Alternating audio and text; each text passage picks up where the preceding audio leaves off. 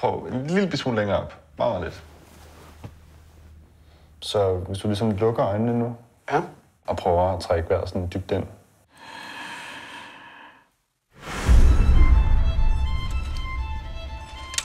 Hvad betyder ordet hjem for dig?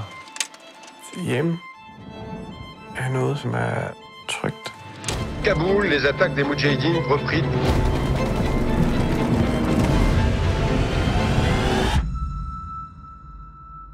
Har du nogensinde fortalt din livshistorie før?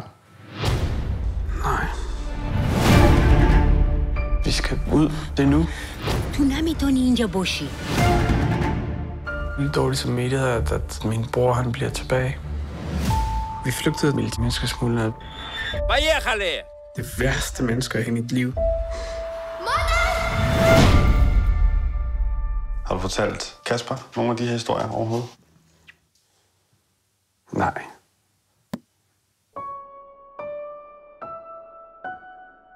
Det tager tid at stå det på folk.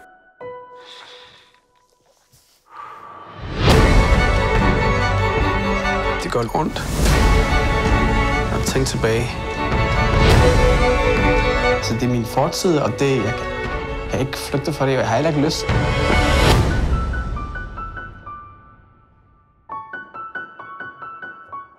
Jeg kan mærke, at der skal ske noget.